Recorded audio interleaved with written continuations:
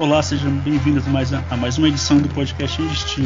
Eu sou o João e hoje novamente está comigo só o Lucas, porque o outro integrante, o Alex, depois de destilar o veneno sobre o Durinho, quando o Durinho bateu o Tyron Woodley, dominou o Tyron Woodley, ele ficou bravinho, teve que tomar uns antidepressivos, analgésico e se retirou desse podcast porque ele está com os nervos à flor da pele. E ainda afirmou que Durinho bateu no vovô Tyron Woodley, que fosse uns anos atrás, não teria acontecido isso. E você concorda com isso, Lucas? Espero que não. Esquadrão Brasileiro. Rapaz, o Esquadrão Brasileiro, nosso membro mor, claramente fugiu, porque ele não tinha mais cara de pau para aguentar e gravar esse podcast enquanto a gente fala da magnífica vitória de Gilbert Burns, né? Então, ainda por cima, durante a semana, passou pano para gringo. E ainda, que é o quê? Ele, se viesse hoje no episódio, seria massacrado. Então, ele resolveu ir para a roça, né? E vai lá plantar uma mandioca, já que ele tá falando do Durinho, vai lá plantar uma mandioca, dar uma relaxadinha e volta aí pro próximo evento, né? Ah, sim. E defendeu John Jones com afinco. Não que o Careca seja boa pessoa, mas a defesa que o Alex fez de John Jones contra Dana White me faz crer que ele tem uma coisa pessoal contra o Durinho e eu vou tentar descobrir depois e trazer pro pessoal.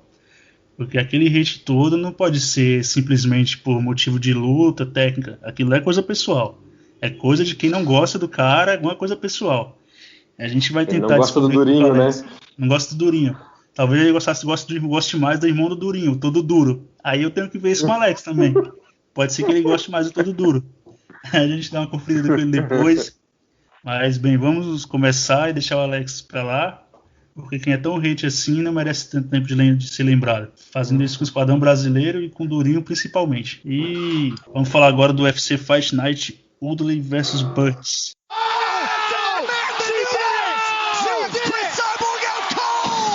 E aí, Lucas, algum destaque do card preliminar? Vamos dar uma olhada aqui que a gente tem aí de destaque, né? A gente pode comentar aí rapidamente, né, sobre a surra homérica, né, que Antonina Shevchenko tomou, né, da Chookagian. Eu tive a impressão que se a gente botar lado a lado a luta da Pedrita com a Valentina e botar ao lado a luta da Chookagian com a Antonina, eu não sei quem levou a pior surra. Talvez a Pedrita, porque é menos experiente, mas a Antonina, olha, mostrou ali o chão menos 10, né? E provou que sobrenome não faz lutador, né? A Antonina mostrou o jiu-jitsu negativo, da mesma escola do Michael Johnson, do Mark Hunt, entre outros, né? Mas pelo menos conseguiu sobreviver. A única coisa que ela conseguiu foi sobreviver, mostrar. Mas quase foi finalizada. Mas eu achei que a Chookagian ia pra trocar. E quando a Chookagian decidiu trocar no terceiro round, tava dando uma complicada pra ela. Mas ela lembrou que tava quedando fácil e voou nas pernas da Shevchenko, da Antonina, e colocou pro chão e garantiu um round. Mas é aquilo, né, João? Sim. O gato escaldado tem medo de água, né? Então, sim, ela tinha ganhado os 2 primeiros, foi querer dar aquela cozinhada na luta, lutando em pé, e viu que o negócio poderia engrossar pra ela. Vai na perna e derruba, que é melhor. Não, ali o que me espantou foi que a Antonina, ela mostrou muita força bruta para sair das finalizações. Tinha finalização que estava encaixada ali e ela na força bruta conseguiu soltar, né? Não tinha técnica nenhuma, mas a bicha é braba, né? Sim. E o meu destaque do preliminar é o Jamal Hill e o Cleidson Abreu, né? O Cleidson que estava com a corda no pescoço, agora ficou mais ainda. E eu confesso que eu vi umas entrevistas dele e pelo estilo de jogo que ele parece ter um jogo de solo mais arredondado. Acho que ele tem mesmo mais que o Jamal Hill, jogo de solo mais arredondado, grappler, e pelas declarações, né, e também pelo octógono ser menor, eu achei que ele ia conseguir encurtar e pôr para baixo e levar a vitória na decisão, na finalização, mas que nada. Logo nos primeiros segundos ele já levou um knockdown e o que gerou o nocaute foi ele chegou foi tentar encurtar, levou uma joelhada na barriga e foi o começo do fim, né? E o Jamal Hill aí vai virar vai não, já é uma promessa pro meio pesado agora, né? Vamos ver como funciona pra ele na próxima. E você, Lucas, fala o que achou dessa luta. Cara, eu achei que o Clidson, ele tava um pouco fora de forma. Faz tempo também que eu não vejo luta dele, né? Então eu achei ele um pouco fora de forma com as últimas apresentações. Ele tava muito lento, tava meio que fora de ritmo, né? E acabou, deu no que deu, né? Então, foi nocauteado, né? E rapidamente, né? Não conseguiu reagir, não conseguiu impor o jogo dele, mas ele disse que tá tudo bem, que agora ele vai subir pro peso pesado e lá ele vai fazer a carreira dele, né? A última chance dele, ele pediu, né? Agora vai. E, tipo, eu acho que a única chance dele ser demitido com 3 derrotas e uma vitória é por causa dessa pandemia, né? Porque o UFC não pode dar o luxo de ficar mandando o atleta embora, sendo que se a ilha da luta não sair mesmo, que eu acho que vai sair, mesmo assim eu creio que vai ter uma escassez de lutadores também. É bom manter o plantel e quem sabe você precisa compor um card com peso pesado e joguem ele no peso pesado para compor um card, né? Mas vamos seguir pro card principal agora, Lucas. Na primeira luta, Mackenzie Dern versus Hannah Cifers. E eu falei aqui nesse podcast que a Dern ia levar fácil, ficaram falando que a Cifers era a próxima contender, inclusive o Alex falou mais que o Lucas, que a Cifers era a próxima contender clara. Eu falei, não, estão dando uma mina mais acessível, uma franguinha para a Mackenzie voltar ao caminho das vitórias. O Alex, não, que a Cifers é a próxima contender, que ela vai bater todo mundo nesse peso, e eu falei que não era bem assim, e na luta foi o que aconteceu, né? E a Cifers ainda foi entrar na guarda da Mackenzie para bater, sabendo que a Mackenzie, o forte dela é o jiu-jitsu. Essa daí que é de luta elevada a 1000. E você, Lucas, o que achou dessa luta aí? Olha, cara, eu assim, eu acho que quando você encontra uma pessoa que tem um jiu-jitsu do nível do Bernie, o lógico seria você, na hora que ela estiver no chão, você correr pro outro lado do octógono, né? Não entrar na guarda dela para querer pontuar um pouquinho, né? Então, deu no que deu, né? Ela entrou ali pro jogo da Bernie, né? E acabou, né? Sendo finalizada, né? Uma finalização muito bonita, né? Então, A primeira do UFC, agora é o isso, do feminino, feminina, né? né? Isso. Então ela fez essa finalização. A gente na trocação a gente sabe que a Mackenzie ela não estava indo bem, como todas as lutas da trocação, né? Então ela só tem aquela mão pesada e os overhand, e claramente ela não melhorou. E o que eu tenho a pontuar é que a Mackenzie, além de não ter melhorado, né, a trocação dela ainda, ela não está melhorando as entradas de queda, ela está dependendo daquele jogo de clinch, né, e queda no clinch. Isso aí é muito perigoso para uma trocadora como a DRE, uma trocadora que sem tantas habilidades, ela vai ter que se encurtar, e encurtando ela vai ser exposta, ela não vai saber ir pro infight, né? Porque uma coisa é tu ter um bom infight e aproveitar do encontro para clinchar. Outra coisa é tu ser obrigado a clinchar para derrubar, né? Então ela fica muito exposta e ela se afobou uma hora.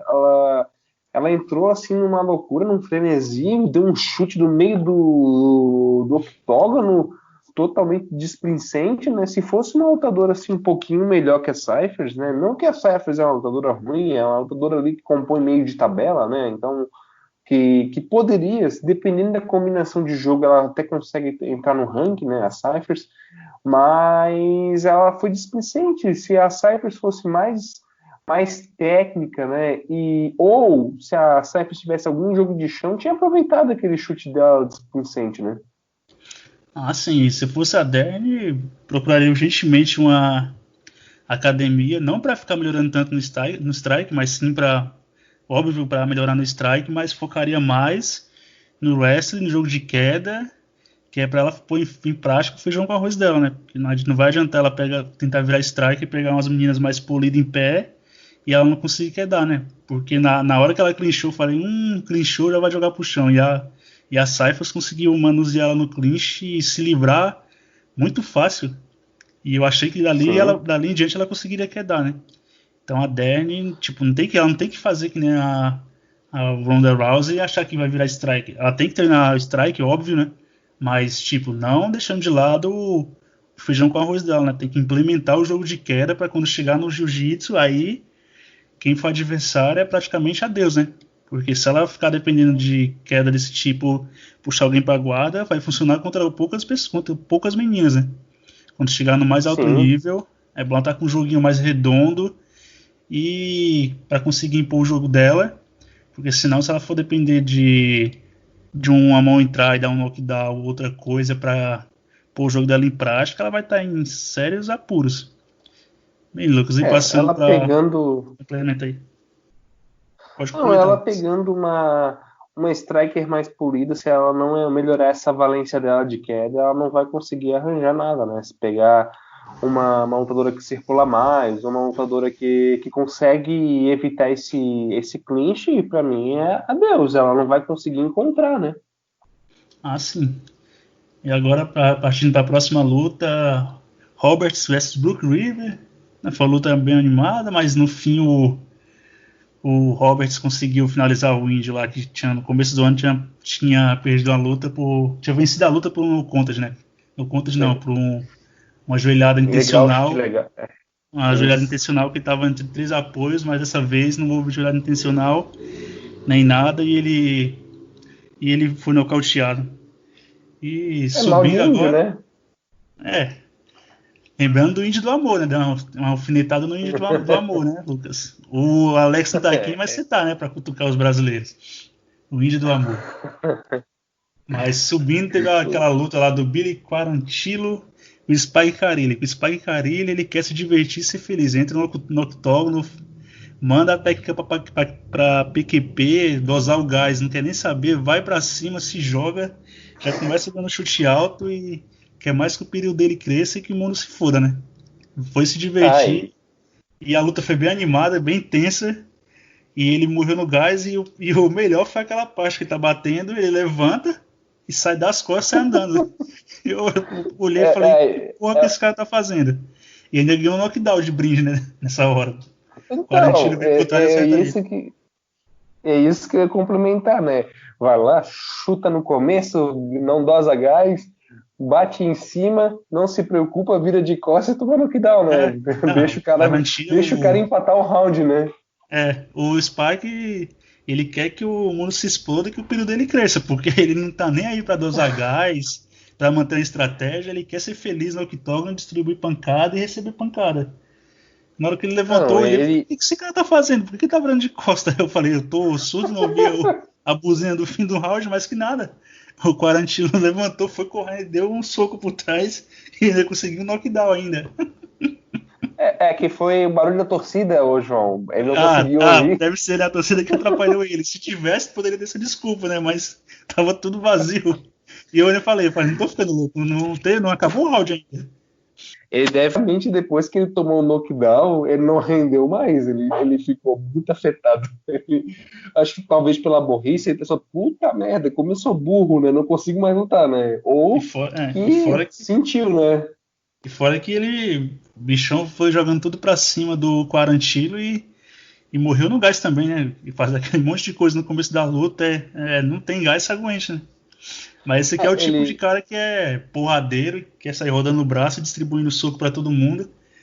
Esse cara aqui, na próxima talvez ele ganhe, esse aqui dificilmente o UFC manda embora. O UFC gosta desses caras assim, né? E se tivesse público naquele Apex ali, eu fosse numa arena, tivesse público, a galera ia loucura, é o delírio com essa luta assim, quando é luta assim mais Ah, empolgante, que os caras partem pra trocação franca, a galera gosta bastante, né? Que tá lá na com, arena. cer- com, com certeza, João. Ainda mais um cara desse que ele pega ali a maleta de ferramentas do que ele tem e joga no oponente de uma vez só, né? Ele faz Ah, de joga tudo tudo do de uma começo e vez, depois já era.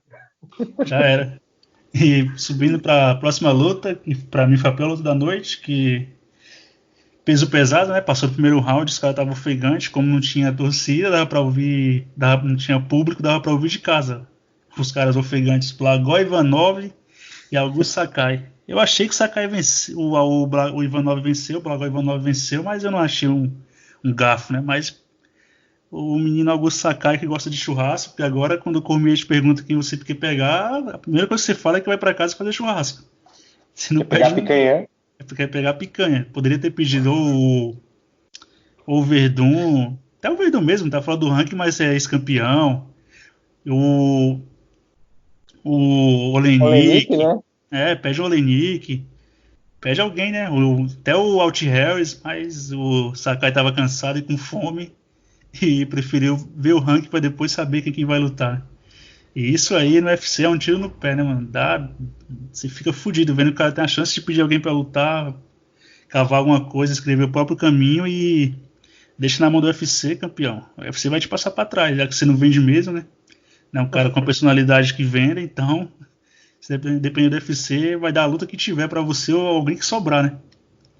E aí, Lucas, o que você achou dessa luta? Então, primeiro eu tenho que falar que deu até uma falta de ar nessa luta, né? Os cara estavam numa ofegância que, se tirar de contexto, dá para colocar no Xvideos, né? Então, Ah, sim. E nessa hora eu pensei, por que não tá a bombinha do Greg Hard aí? Porque os caras estavam precisando. ô rapaz, eu acho que nem bombinha. O Ivanov tá precisando de oxigênio, É, né? Porque, olha, os caras. E o mais surpreendente é que não foi uma luta solta, foi uma luta toda. Ficou muito truncada, né? Então o Ivanov ele ficava encurtando, ficava amaciando ali o Sakai, né? Então ele cortava, clinchava e na saída do clinch acertava, né? Ou um isso. cruzado, ou um diretozinho ali no Sakai, né? E o Sakai, olha, eu acho que dessa vez ele considero aí a vitória mais ideal seria aí pro Ivanov, né? Mas o Sakai ele saiu com a vitória, mas para mim ele saiu menor do que ele entrou, né? Não de tamanho, porque aquela jamanta ali não tem muito o que diminuir, né? Mas deu a impressão que o Sakai, a hora que pegar um cara melhorzinho, um cara mais polido ali no peso pesado, né? Ele não vai render muito, né? Então o pessoal tá começando a hypar o Sakai, que tá empatado com o Ngannou, né? Maior sequência. Então, eu sei que esse trabalho do Alex, mas se eles estão empatados em sequência, por que não casa então o Sakai e o Ngannou, né? Pra Já decidir quer quem que dar, é melhor striker. já quer dar uma passagem pro pós-vida já? Tipo, porque eu também fiquei assustado, porque o Ivanov, mais baixinho e que não é striker de ofício, ele acertou muito o Sakai. E se na próxima ele pega um cara Nossa. mais polido, a chance de dar ruim pro. A chance de dar ruim pro Sakai é bem alta, hein? Porque o Ivanov acertou duas Nossa. mãos nele, né? Acho que se o Ivanov não morre no gás, teria vencido. E o Sakai é o fato de você não ser um atleta, né? Porque se o cara Sakai fosse um atleta, tivesse com shape em dia, não só o shape, né? Se tivesse com gás em dia, a partir do primeiro round ele ia comer o Ivanov na porrada, porque o Ivanov estava morto. Só que o problema é que o Sim. Sakai também morreu. Só que o problema é que o Sakai também morreu no gás, né? Porque se o Sakai consegue Ele, manter aquele ritmo, não consegue manter o ritmo e o gás pro segundo e terceiro round, talvez conseguisse até ganhar com uma folga bem grande os dois últimos rounds, né? ele até chegou com mais gás no final, mas é mais demérito do Ivanov, né? Que o É, Ivanov o Ivanov é ele já, fumante, né? já era comum, né? Ele chegar sem gás. Ele chegou totalmente sem gás. O Sakai estava um pouquinho mais conservado, mas foi a primeira vez que eu vi. É normal o Sakai chegar sem. O Sakai não, o Ivanov chegar sem gás, mas do jeito que ele chegou ali, que ele teve que ficar ali com as mãos no joelho para puxar o ar, parecia, olha, um asmático que fez um 100 metros raso, né? Ah, sim, sem dúvida. E agora vamos para a luta principal, que fez todo mundo aqui nesse podcast errar o palpite, inclusive essa besta que vos fala. Eu achei que não daria pro, pro Durinho, mas ele foi lá, triturizou o Tyron Woodley. Pra mim, bateu mais no Woodley, foi mais contundente do que o Kamaru Usman. Deu knockdown no começo.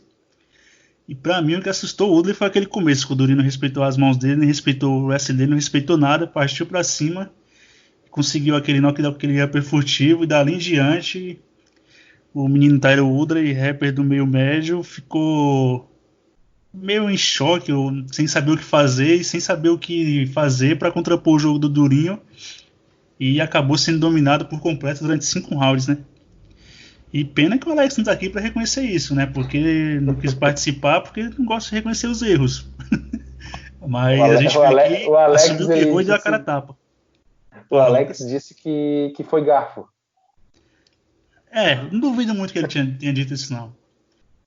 Ele parou com essa teoria porque eu falei para ele parar de falar, mas ele tava achando que tinha sido garfo. E ó que ele, no dia que ele falou para parar com o hype no Durinho, ele até impostou a voz, tava até sério, mas deixa pra gente malhar ele um pouco mais pra frente, ou então na próxima edição.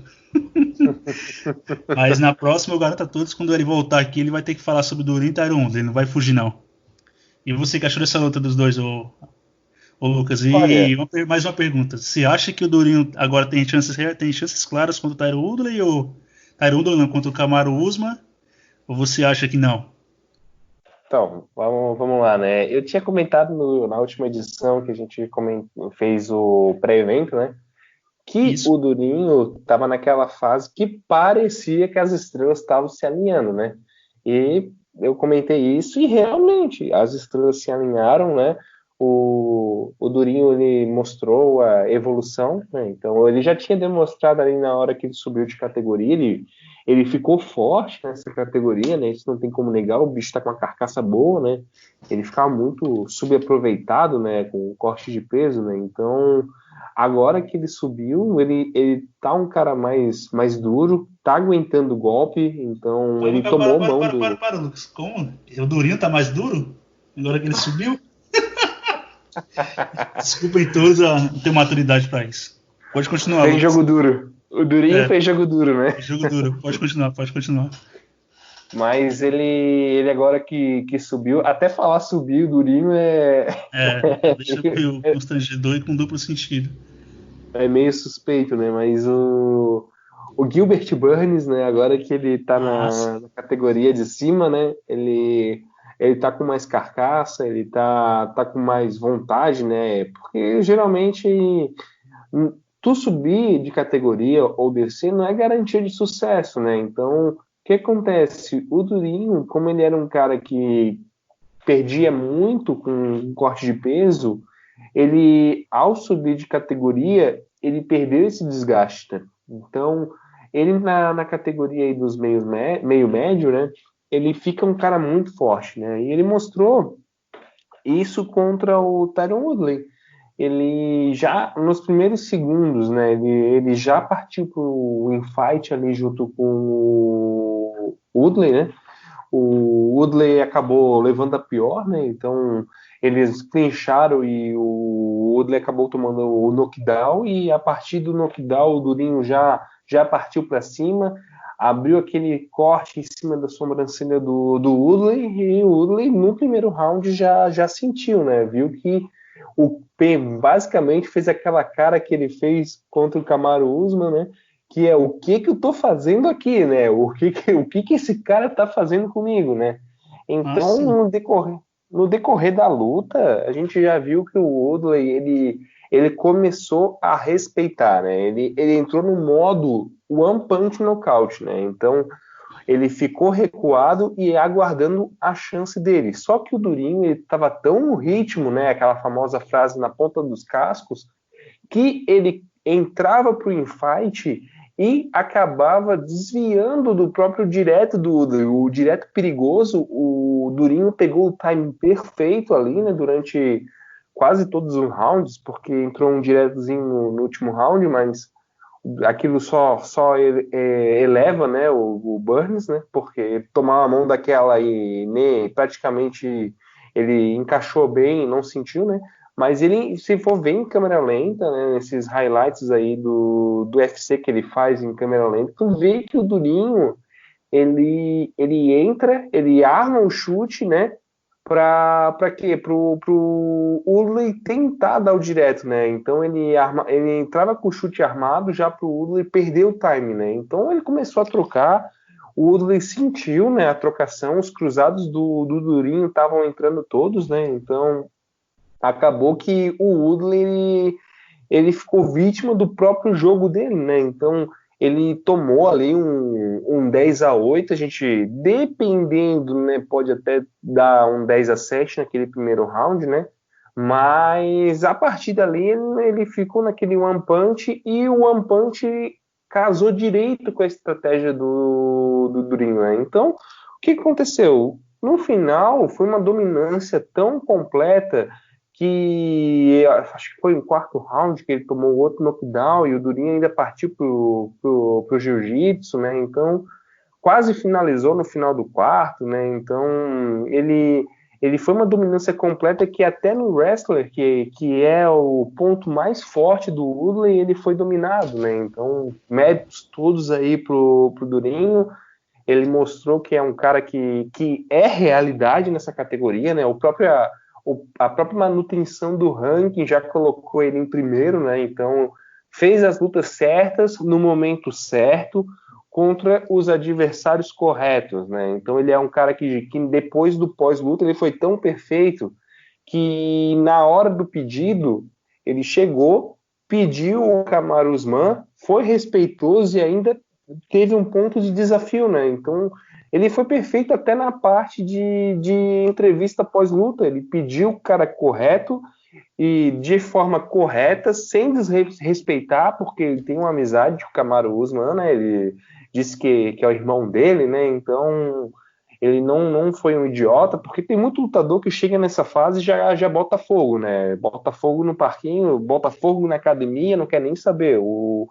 O Durinho ainda foi respeitoso e ainda disse, ó, se não der certo, eu quero o Covington, né? Então, não fez aquele jogo de brasileiro que, o UFC sabe o que eu mereço e deu. Não, ele disse que quem ele quer, desafiou as pessoas certas, fez uma luta excelente e foi o desempenho da carreira do Durinho, né? Então, em nenhum momento, todos os rounds, o Durinho ganhou com clareza e não foi aquela clareza da.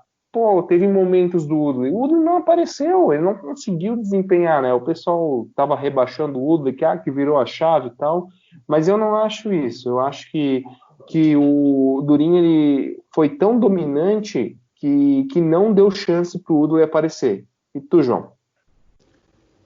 Eu acho que o que travou o Woodley também, fora o Durinho ter feito tudo aquilo, foi o medo do Durinho quedar ele, né? E no primeiro round ele quase foi finalizado, foi salvo pelo gongo. Salvo pelo fim do round, porque senão se demora mais um pouco, acho que teria sido finalizado. E o Woodley ficou com medo do Durinho entrar em queda. Por isso que ele estava soltando tanto, ficava jogando golpes isolados, sem combinação. Também porque esse é o estilo dele, de confiar muito na mão direita, no peso da mão direita. Mas também porque ele ficou com medo da queda, né? E o Durinho fez tudo certinho, bateu o número da categoria, pediu o Usman, se não tiver o Usman pode ser o Covington, que é o que deve ser mesmo, que é outro cara de nome na categoria, e que tá lá em cima no ranking também. E o Durinho só não ganha esse title shot porque se o Masvidal aceitar a luta, né? Porque eu acho que não vai aceitar, porque o Masvidal tava cutucando o Nate Diaz pra revanche no Instagram, no Twitter, e ele estão conversando bastante tempo sobre essa luta e não chegaram a um acordo financeiro ainda. Eu não acredito que o Masvidal vai voltar atrás e querer lutar pelo Usman, sendo que ele quer ganhar mais, e quem é o único cara que pode fazer ele ganhar uma bolsa maior é o Nate Diaz, né? Nate Diaz e Conor McGregor, mas o Conor quer lutar com ele e o Nate Diaz pode ser que aceite, né? Já respondeu também. E... Fala, Lucas. Não, é que eu ia complementar que o que acontece, o Durinho tá no time perfeito, porque os contenders, todos eles estão com algum impedimento para lutar com o Kamaru Usman, né? Então tem o Covington aí que nem tá liberado para treinar, porque ele pegou 180 dias de gancho, ele vai ser liberado na metade do mês aproximadamente, né? Então até o cara fazer um camp aí ele estaria disponível para lutar contra o Kamaru Usman lá para agosto. Não sei se o Kamaru Usman vai tá querendo esperar mais um pouco, né? O Masvidal. E o Covington não pode treinar também porque ele saiu da TT, né? Foi convidado a se retirar, né? Não faz mais parte da equipe, né? Sim, até se ajeitar, né? Então ele vai demorar muito tempo aí, pelo menos mais um mês aí para ele se ajeitar e começar a treinar, né? E a gente sabe que depois desse gancho aí Ele até voltar ao ritmo, ele vai demorar um mês ainda para poder fazer um campzinho, né? Então tem que voltar de leve, né?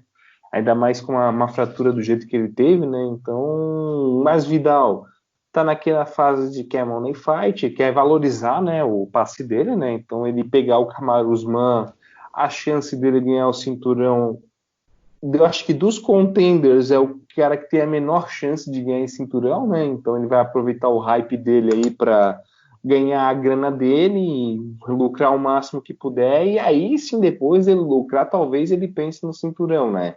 Leon Edwards tá lá preso na Inglaterra, né? Então ele tá, na minha concepção, atrás do Durinho em mérito, né? Porque quem ele venceu do top 5 é o Rafael dos Anjos, que nem tá mais no top 5, né? Então ele tá, para mim, tá atrás. Então o contender, claro, o cara que venceu o ex-desafiante e ex-campeão é o nosso querido Gilbert Burns, né? Então, na minha concepção, se o Masvidal for atrás das money fights, eu acredito que o Durinho vai ser o próximo escalado a lutar com o Kamaru Usman, né? Só a não ser que o UFC decida fazer um TUF com o Usman e com o Kobe, né? Mas também o Kobe Compton acabou de ser nocauteado pelo Usman. Tá com cara de Durinho sair do shot mesmo e lutar pelo título contra o Usman. E o Leon Edwards tá na Inglaterra ainda. E ele só vai poder lutar naquela ilha da luta, né? Quando estiver pronta. E o Durinho é um cara que mora nos Estados Unidos e tudo, né? E conhece o Usman também como ninguém, já que os dois treinam juntos, né? E o senhor Henry Hooft também tá pra mim tá naquele mesmo patamar do Rafael Cordeiro, que pega a grappler e transforma em strikers bom, hein? Porque o cara fez com o Kamaru Usman e com o Durinho, os caras ficarem tão bons assim com as mãos, né? Inclusive o Vicente Luque também, que é um cara oriundo do jiu-jitsu e tá bom com as mãos, né? Só gosta de uma briga franca e defender tudo com queixo, mas o Vicente Luque também é na mesma academia e é um cara excelente com as mãos também, né? E já é elucidado o UFC Fight Night Woodley versus Burns e que o Alex fugiu para não comentar. Vamos agora pro UFC 250, Amanda Nunes versus Felicia Spence. Slapping gums at each other. Any chance they get. The fight clock is brought to you by Modelo.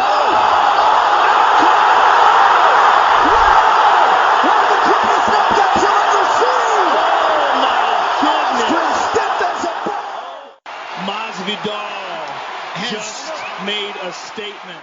E vamos começar de baixo para cima. E você, Lucas, algum destaque do card preliminar? Eu vou destacar a luta aí do irmão do Durinho, né? Não todo duro, mas o Herbert Burns, né? Contra o Evan Dunham. Né? Se o Alex tivesse aqui, ia subir nas tamancas e fazer barraco, hein? Ainda bem que ele não tá aqui, ele não consegue ver esse sobrenome e ficar sem falar nada, né? Vocês viram no último podcast que ele fez. Mas continue aí, Lucas. Então, o Herbert Burns, nessa luta, ele escapou das críticas do Alex, né? Porque não tá aqui hoje, mas falando sério, essa lutinha aí do Evan Dunham e do Herbert Burns é basicamente uma luta para dar um destaquezinho, né, pro Herbert Burns. Pegou em cima da hora, pegou o Dunham, que tá vindo de uma péssima fase, quase 2 anos parado, né? Sequência de derrota. E a gente sabe que é um jogo que vai casar aí pro Burns, né? Então o Evan Dunham não é um bom trocador. Ele é mais um wrestler de ofício, mas nem como wrestler é tão bom assim, né? Então acredito que vai acontecer? Ele vai aceitar jogo de chão com o Burns e acabar no jogo de chão com o Herbert Burns é pedir, né, para ser finalizado, né? E o Dan, apesar de não ser um cara muito finalizado na carreira, já foi, né? E toda vez que ele pega um cara que tem um chão melhor que ele, né, ele já não consegue produzir, né? Por mais que ele não seja finalizado pelo Burns, eu vejo que vão se embolar e na hora do chão vai ser dominância completa do Burns, né? E tu, João? Ah, sim, boa luta também. Uma boa oportunidade pro Herbert subir começar a subir no ranking e fazer mais o nome dele, né? Apesar que essa luta é catchweight, né? Peso casado. Mas mesmo assim é uma boa oportunidade e tá que nem o irmão, né? A empresa precisa, tá sempre lá. E tem mais algum destaque, Lucas? O preliminar ou não? Hoje você pode ter dois, como o anti-família Burns não tá aqui, você pode falar outro se tiver. Então, eu não tenho muito mais destaque, né? Eu acho que o principal tá mais interessante. Deu pra perceber que gosta só de card principal, né? O preliminar acho que ele nem assiste. Eu vou destacar o José Formiga, né? Que é incansável, que sempre que tá na beira do title shot ele tropeça, né? Que foi como isso na última rodada. Sendo que ele poderia lutar pelo cinturão vago com o Davidson, que ele foi o último cara que bateu o Davidson caso ele ganhasse, mas ele foi lá e perdeu, né? E agora vai pegar o Alex Perez, que é o nono do ranking, Formiga ganhou o quarto. E nessa luta, não sei, eu tô achando que vai dar, não sei se vai dar ruim pro Formiga, não sei se ele já virou o fio já, tá naquela descendente. Mas enfim, tem brasileiro no card preliminar aí, né? E agora vamos pro card principal. De baixo para cima, Sean O'Malley, o Marconha do peso galo e Ed Warren. E essa luta aí tem tudo para ser uma trocação boa, né? O Sean O'Malley, que é um kicker, o Ed Warren, que é um cara melhor com as mãos, né? E é bom o menino O'Malley ter melhorado um pouco com as mãos, porque se o Ed Warren for pelo caminho certo, ele vai tentar encurtar essa distância para trocar mãos com o O'Malley, porque o O'Malley gosta de chutar bastante, né? É um kicker. Tanto é que na última luta dele, praticamente ele nem soltou nenhum soco direito na luta. Soltou 10, acho que foi muito. Resolveu tudo com os pés, né? E você, Lucas? Então, basicamente a gente vê essa luta aí para jogar o O'Malley no ranking, né? Do Galo, né? Então, o O'Malley é um cara bem quisto aí pelo UFC, né? Só não tá mais bem quisto porque, né, caiu no doping, né? Então, a gente ficou um tempo afastado, né? Ele é cria do Contender, né? Então o UFC tem bastante expectativa, né? Ele é um cara que tem estilo de luta aí que vende bastante, mas como tu falou, ele dá muita brecha para aplicar o jogo dele, né? Ele precisa de uma certa distância, né? Só que a gente também nunca viu ele sofrendo essa pressão, né? O Vineland, ele pode dar essa pressão, porque ele é um trocador mais visceral, né? Então capaz dele se aproveitar dessa deficiência aí do Malley e aproximar, né? Aí sim a gente vai ver, né? O quão bom pode ser o Malley numa fight, né? Só que eu vejo que o Vineland também já tá um pouco aquém, né? Do desempenho dele, né? Nunca chegou, né? Nunca chegou a ser relevante, né? Um cara duro, meio de tabela, né? Mas é basicamente um porteiro pro ranking, né? Então, eu acredito que o O'Malley vai acabar se saindo bem aí. Ele voltou na última luta mais conservador um pouquinho, né? E não tentou dar um pouco do show que ele gosta de dar, né? Mas eu acredito que vai dar o O'Malley aí, talvez um nocaute, né? Ou pelo menos uma dominância maior, né? Sim, e o UFC tem planos pro O'Malley, né? Tanto é que ele tá nesse card já no preliminar, sendo que no preliminar não, na primeira luta do principal, sendo que lá no preliminar tem cara que tem mais nome no UFC, né? Que tem mais tempo de casa. Por exemplo, Formiga mesmo, tipo, que é luta de peso médio, que é o Ian Heinz, o Corey Stemen e o Brian Keller, que o Corey Stemen é ranqueado, o Brian Keller também é mais veterano. Então o UFC vê ele com bons olhos, né? E também teremos nesse mesmo card principal, nesse mesmo evento, Aljamain Sterling e Corey Sandhagen, o número 2 da categoria do peso galo, uma das mais disputadas contra o Corey Sandhagen, número 4. Esse aqui, para mim, claramente é o Title Eliminator, né? E nessa luta, você tem algum favorito, Lucas? Então, essa é a minha luta favorita para ser a luta da noite, né? Então, os dois ali, eles têm um estilo até semelhante, né? Então, se a gente for pegar as lutas deles, são muito semelhantes. Eles são dois lutadores que mesclam muito bem o jogo de chão e trocação, né? Então, eles trocam e vão pro chão, eles fintam e continuam trocando, né? O Sandhagen ele vai mais na queda para garantir um round ou uma oportunidade, né? Que o Aljamain Sterling é mais o jogo dele mesmo. O Sandhagen gosta quando ele pega os caras mais baixos, vai controlando naquela distância e dependendo dependendo também de quem é o adversário, ele põe pra baixo sem nenhuma dificuldade, né? Mas você falou, Sim, tá certo, martela, Lucas. né? E Isso. O que martela, você acha? né? Quem você acha que vai vencer essa luta? Cara, eu vejo que, pelo histórico do Sterling de peidar na farofa, eu acho que capaz do Sanhagen vencer, né? Porque o Sterling a gente já sabe que toda luta que vale alguma coisa pra ele, ele fica no caminho, né? Assim, eu tô inclinado aí com o Sanhagen, mas não só por causa desse histórico do Aljamain Sterling também, quando chega no Star Eliminator ele perde, mas não sei se é impressão minha, nas últimas lutas do Sanhagen, ele no terceiro round dá uma caída grande de ritmo, também o cara grande desse, cortando peso pro peso galo, né, influencia no gás dele, mas aí eu fico com a dúvida, eu não sei se ele já faz isso porque tem a ciência que ganhou 2 rounds, ou se realmente ele dá um declínio de performance mesmo e morre no gás. Mas, portanto, todavia, eu acho que essa Sanhagen leva. E é bom o Sanhagen estar com gás em dia, porque o Aljamain Sterling é aquele cara que, quando é para jogar pragmático, ele vai jogar nas suas pernas e te derrubar e te fazer você fazer isometria, e isso cansa bastante, né? Se não tiver com gás em dia para defender queda e ficar sendo prensado na grade, talvez não dê muito É, bom para você, né? E o é, Sterling, apesar de não ter o altura do Sanhagen, que tem 1,80, nas outras rodadas estava pegando o cara de 1,60, 1,68, o John Lineker que tem 1,60, Rafael Assunção também que é um cara baixo para categoria, e nessa agora ele vai pegar um cara que na categoria é um cara mais, né, é um dos mais altos, né, que o Aljamain Sterling tem 1,70, e não é um cara tão mais baixo que ele vai pegar, né, e inclusive o Aljamain Sterling tem mais envergadura que o Sanhagen, né? O Sterling tem 1,70, 1,80 de envergadura e o Sanhagen 1,77.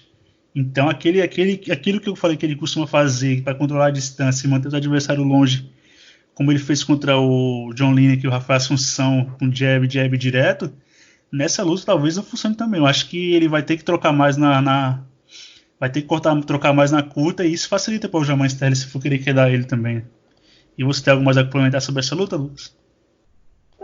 só mais questão psicológica dos lutadores. Eu vejo o Sanhagen tá mais faminto, né? Ele tá Mais chegando com os confiante, dois né? pés, né? E isso, tá vindo, olha, sequência enorme aí de vitória, né? Não, ele dentro do UFC não perdeu nenhuma, né? Então, a luta mais assim apertada assim que ele teve foi ali com o Lineker, né? Então, foi uma luta ali que daria para dar pro Lineker, né? Então, acho que ainda foi a luta de despedida do John Lineker, mas ele mostrou que aguenta, né? Então ele aguenta a porradaria, né? A questão é que, como tu falou, o Sterling ele é pragmático, né? Ele, se for para segurar, ele vai segurar. A questão é que eu vejo um pouco mais de potência no Sanhagen, né? Agora a gente vai se botar à prova, né? Se ele Sim, diminui o ritmo, né? ele é mais potente e se movimenta mais e ele evade bem para os lados, né? E defesa de queda Sim. começando por evasão e movimentação, o Sanhagen se movimenta melhor e ele é mais técnico em pé. E o Aljamain Sterling ele gosta muito de chutar, né? Ele é um kicker, mais kicker do que ele trabalha mais com chute do que com as mãos, e talvez pro Sanhagen seja bom também cortar essa distância para evitar os chutes, né, do Aljamain Sterling, que ele gosta de chutar bastante. Mas conclui, Lucas. Não, basicamente como tu falou, né? O Sterling, ele... Essa questão psicológica eu acho que é um problema no Sterling, né? Então, toda a luta mais decisiva parece que ele dá uma travada, né? Então, ele não consegue desempenhar. Tu vê ali 2, 3 lutas dele, assim, que ele Espera, tá para, vencendo, né? Lucas. Você tá falando que o Aljamain Sterling é o dono de Cerrone do peso galo? Que luta Não, grande ele tava? Ainda não, ainda né? falta uns 10 anos aí pra ele, pra ele Ah, virar pior que eu o gosto de Cerrone Cerrone. eu acho que eu gosto de Cerrone pra cacete. Um cara muito empolgante você ver ele lutando completo, mas é inegável que o Cerrone peida na farofa luta grande, né, mano? Mas conclui, Lucas. Que hoje eu Se for ver. tô brincalhão Tá, hoje. tá. Dormiu com o Durinho, né? Não, o Alex acho que dormiu algum dia e ficou bravo com ele. É o Alex que é aquela Luca, né, que deixa tudo pesado, hiteando os lutadores, aí você fica mais intimidado, né? Aquela persona agressiva. Aí você fica mais intimidado, mas hoje tá mais descontraído. Continua, Lucas. Não, então, basicamente é o que eu vejo, né? O Sanhagen, ele tá mais confiante, tem a mão mais pesada, né? Tem a movimentação muito, muito boa, né? Sem contar que tem um jogo de queda que funciona de complemento, né? A trocação dele, né? E o Sterling, a gente tá vindo uma boa sequência, a gente não pode negar, né? Ganhou do Munhoz, né? Que tá muito bem quisto, né? Então ele sempre teve esse pequeno problema, né, de não desempenhar tão bem se a luta tá valendo alguma coisa, né? Talvez seja casamento de jogo, mas a gente vai ver isso agora, né? Porque o vencedor dessa daí eu considero que é um title eliminator para pegar o Marlon Moraes, né? Então, o Moraes Sim. Tinha tá tirado o ali Moraes da pronto, equação, né? Tá o número 1 do ranking ainda, né? Tem razão, Sim. Lucas. Ali quem ganhar vai pegar o Moraes, porque a gente já sabe que já tá casado a luta de cinturão com o Peter Yan e o Aldo, né? E o último cara que venceu, o cara que vai disputar o cinturão, é o Marlon, né? Agora, eu acho que o cara que se sairia melhor com uma vitória na conjectura da categoria seria o Sanhagen, né? Que ele não perdeu pro Marlon, né? Então, dependendo de um alinhamento de estrela, talvez parta para o vencedor de Ian versus Aldo, né? A não ser que apareça o Cerrone, mas essa categoria tá uma loucura, né? Dá para a gente fazer até um podcast, né? Para a gente entender o que aconteceu, que todo mundo arrumou par e o Marlon não arrumou, né? Então. Sim. Quem seria o par do Marlon agora no meio do ano que ele iria lutar era o Peter Yan, né? Mas vai ser casado com José Aldo pelo cinturão vago, então Marlon ficou sem par para dançar. Então a gente vamos aguardar aí, ver quem é o vencedor, né? O Sterling, ele tomou o último nocaute, quem deu foi o Marlon com aquela joelhada meio chute, né? Ele pegou o Sterling, caiu igual uma árvore, né? O Sterling entrou em queda na hora que ele chutar, o joelho pegou bem no botão de desliga do Aljamain Sterling e já era. Não, caiu igual madeira. Partindo para a próxima luta, a cor principal do evento, temos Rafael Assunção, número 5 do peso galo, e Corey Garbrandt. Aí agora a gente tem que decidir quem que vai voltar, né? Se é o Corey Garbrandt que bailou em cima do Dominic Cruz, ou se é o Brawler brigador de rua, né? Brigador de bar, que vai pro tudo ou nada e acaba caindo porque o queixo não aguenta os golpes, né? Como foi na última contra o Pedro Munhoz. Só que tem uma coisa ruim pro Corey, né? O Rafael Assunção não é esse adversário que gosta de uma trocação franca, né? Ele vai pelo caminho de menor resistência, é um cara bastante cerebral. Mas o que você acha dessa luta aí, Lucas? Então, eu vejo que essa luta aí é uma luta que o Garbrandt pode ficar mais tranquilo, que o queixo dele não vai trincar mais um pouco, né? Então, o Assunção é um cara que não vai levar ele para um infight, né? O Assunção, ele é um cara pragmático, é um cara que às vezes peca pela falta de senso de urgência, né? Então, sim, várias vezes aconteceu isso, né? Ele não consegue chegar no topo porque simplesmente muita luta fica na mão do juiz e algumas ele acaba perdendo, outros acaba levando, né? Então, ele é um cara assim pragmático, ele é um cara que se for para derrubar, ele vai te derrubar e vai ficar o tempo todo lá no chão contigo, né? Então, a questão é que o Garbrandt, essa é uma luta perfeita para ele se reestruturar. É um contender da categoria, o Rafael Assunção há muito tempo já é um contender da categoria, né? Sim, tá sempre figurando no topo da categoria, né? Todo mundo conhece o Assunção e é um cara que não vai levar ele para briga de bar. Ele vai trocar o que for possível, mas se vê que tem brecha, vai porque dá. E isso é bom pro Garbrandt, porque ele pode usar essa luta aí para ele se acalmar, ele voltar a analisar as lutas dele, né? A gente sabe que ele é um trocador, o Garbrandt não é um cara de jogo de chão, mas o fato dele não entrar em fight pode ser usado a favor dele, para ele poder... Você falou que ele não é do chão, mas ele tem uma boa defesa de queda pelo passado dele no wrestling, né? Sim. Mas ele não busca a queda, né? Ele arremessou o Dominic 1 ou 2 vezes no chão na luta deles, mas ele não foi para cima para continuar batendo em nada. Só derrubou porque era mesmo e não fez muita questão disso, né? Foi mais queda de oportunidade. Mas conclui aí, Lucas. Basicamente é isso, né? Ele vai ser um cara que. Ele vai ser uma luta que ele pode usar para voltar ao caminho das vitórias, no sentido de se concentrar e entender que ele não está no meio de uma briga de bar. Ele, ali nessa luta, como o Rafael Assunção não vai querer trocar francamente com ele pode ali reaprender, né, a ter autocontrole, né? Então, o Garbrandt é um cara que parece que quando ele sente o golpe, ele tem que fazer o oponente sentir a mesma dor, né? E aí que ele perde, por quê? Porque não é porque tu bate pesado que o teu oponente automaticamente também já está sentindo, né? Ele contra o Munhoz, que é um cara do chão, ele foi partir para trocação franca, tomou um nocautaço, né?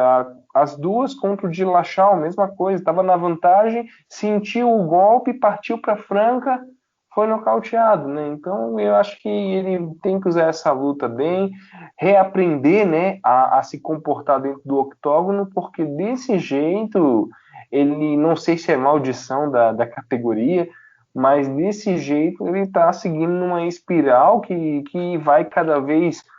Hoje está perdendo para o Pedro Munhoz, hoje está perdendo para o Rafael Assunção, amanhã está perdendo para os caras lá de trás, né? Por quê? Porque não está mais prestando atenção na luta, né? Assim, nunca é uma boa estratégia você morder o protetor bucal e confiar no queixo, né? E queixo é uma coisa que tem data de validade. Mas enfim, agora vamos para a luta principal. Felícia Spencer e Amanda Nunes. Ó, Lucas, só se alonga no seu prognóstico com essa luta se você achar que a Spencer vai vencer. Porque senão não tem muito o que falar. Comenta aí. Então, ó, eu vou me alongar nos elogios a Amanda Nunes, né? Então, agora a gente vai ter nesse evento a melhor lutadora de todos os tempos contra uma ex-campeã do invicto, né? Então, basicamente a Felícia, o pessoal hypou muito pelo desempenho ali contra a Cyborg, né? Mas eu vejo ali um copo meio cheio realmente para a Felícia. Ela mostrou que ela aguenta muita pancada, mas eu acho que o susto que o pessoal levou foi por causa daquela. Acho que foi uma cotovelada voadora que ela deu, não foi? Ela fintou o Superman Punch e entrou com a cotovelada. Enfim, contra a testa da Cyborg. Abriu um rombo na Cyborg, né? Então o pessoal diz, ela lutou muito bem contra a Cyborg, mas eu acho que ela surpreendeu porque não foi nocauteada pela Cyborg, né? Ela tomou. Sim. A mulher aguentou pancada, hein? Foi o quê? Foi eu não lembro se foi 5 rounds, mas eu sei que foi dominância completa da. Foi 3 rounds. Da Cyborg. 3 rounds. Foi 3 rounds. 3. Foi 30-27, né? Isso. Tipo, a Felícia, pra mim, a Felícia não mostra nada de novo pra Amanda, que a Amanda nunca tenha visto. Ela é faixa preta de taekwondo, se não me engano, ou é karatê, os dois. Mas ela troca bem, mas não é tudo aquilo. Não é uma Holly Holm, que foi campeã de kickbox e boxe. E ela é faixa preta de jiu-jitsu, mas até a Amanda eu também não acredito que ela seja melhor no chão que a Amanda. E não vai derrubar com facilidade, isso ela conseguir quedar. Mas pra mim, onde tá a armadilha pra Amanda contra a Felícia é se a Amanda não controlar o ímpeto dela e for muito pra cima e ela não conseguir despachar a Felícia, se ela der um declínio no gás, no ritmo, ela não vai ter aquela mesma facilidade de quedar a Spencer que ela teve com a Felícia. E aí as coisas podem complicar, porque se ela vai pra cima da Felícia com tudo, que é uma mulher resistente, que ela é resistente, aguenta castigo, e ela não consegue dar conta e não segura o ímpeto, e depois ela for tentar recorrer à queda, talvez acabe dando ruim para ela, porque uma coisa é a Amanda 100% com fôlego em dia, a Felícia eu acho que não arrumaria nada com ela no chão, no setor de quedas e do chão. Outra coisa é você estar cansada e a adversária mais inteira, né? Nisso que eu acho que pode ter uma armadilha para Amanda aí no meio, mas fora isso, eu acho que a Amanda vai passar o carro pela Felícia também. E você, Lucas, algo mais a acrescentar? Basicamente tudo que a Felícia tem para apresentar, a Amanda já enfrentou em um nível ainda maior, né? Se tem alguém boa no chão, né? Enfrentou a Ela Valentina. bateu. A Valentina. Não, se ela tem alguém bom no chão, ela bateu a ex-campeã de judô, né? Se bem que a Sim, Honda não tem um jogo bom de queda, mas ela também bateu a Valentina.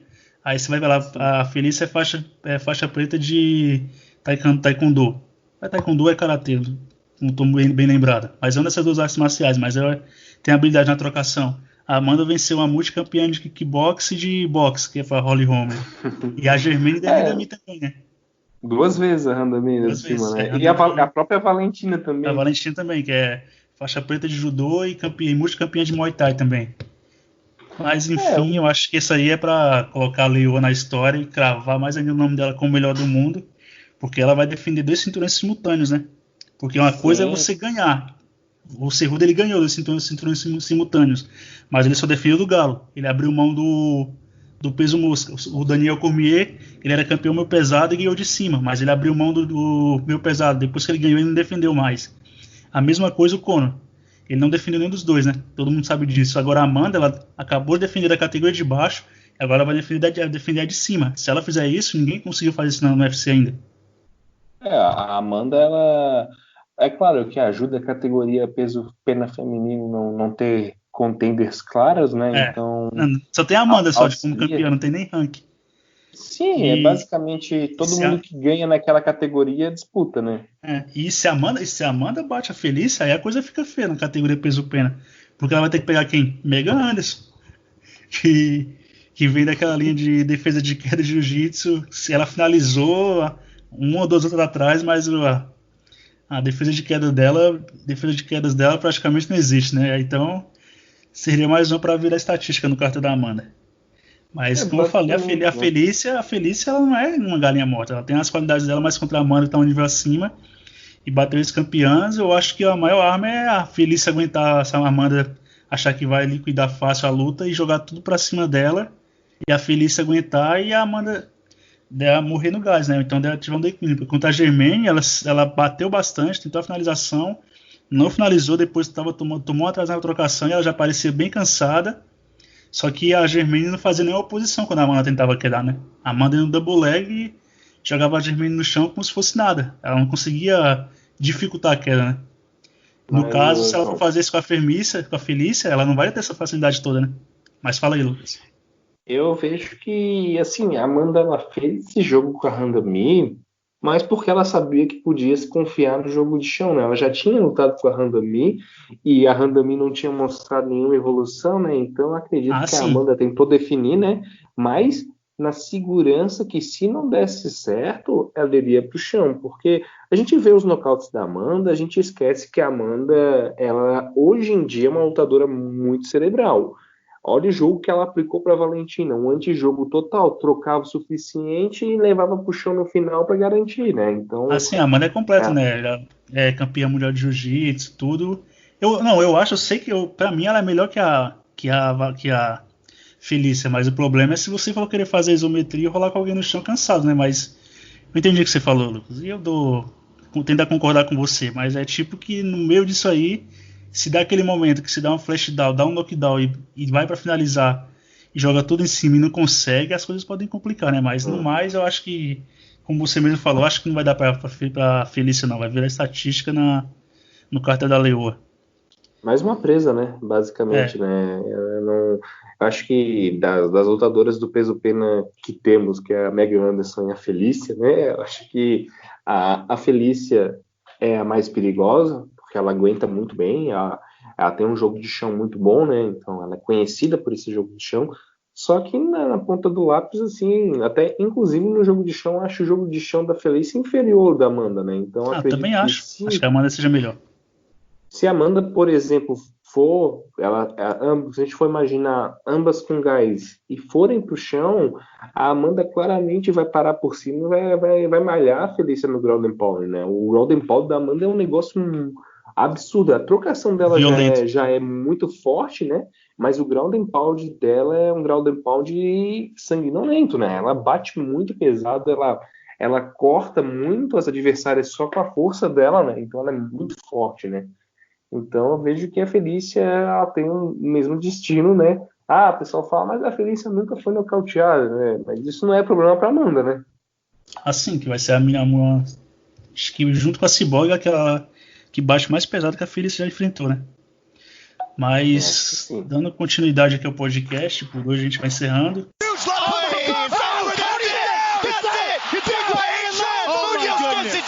Mandar um abraço pro Alex, que se acovardou, que na hora de falar que brasileiro não é ruim, falar mal do Durinho, aí é bom falar. Agora, quando o cara vai lá e mostra o contrário, aí não quer participar, fica com desculpinha. Mas deixa pra próxima. Se despede da galera aí, Lucas. Então, pessoal... E se quiser alfinetar o Alex também pode. Então, pessoal, vou me despedir de todo mundo, né? Menos do Alex, que disse que o Durinho é um cara que não sabe lutar, que os campeonatos de jiu-jitsu dele é tudo garfo, né? Então o Alex falou aqui no privado pra gente, é tudo garfo, é tudo comprado pelo Durinho, que a trocação do Udo era muito mais afiada, que o Udo ele é um wrestler que ia derrubar o Durinho, né? Mas a gente sabe que quando o hater fala, né, a gente não deve levar muito a sério, né? Mas brincadeiras à parte, acredito que nenhum de nós três apostou no Durinho, né? Então eu acho que a gente tem que louvar o que o Durinho fez, né? Mas vamos aí aguardar os desenrolares dessa categoria. Então a gente se vê aí no pós-evento, né, desse Nunes versus Spencer, um card muito bom, muito recheado, né, mas é aquilo, né, a gente tinha comentado na última, né, vão-se os talentos, né, a gente deu umas espiadas nos próximos e o negócio não tá tão bom assim, né, então, pessoal, abraço aí. Vou me despedir também, acompanha a gente no podcast regularmente, a gente está soltando bastante coisa, os agregadores, então estamos em todos, inclusive nos menores também. E eu não vou me alongar muito, porque eu ganho por participante, como só tenho hoje, vai ser reduzido o salário. E até a próxima e acompanha a gente. Abraços a todos.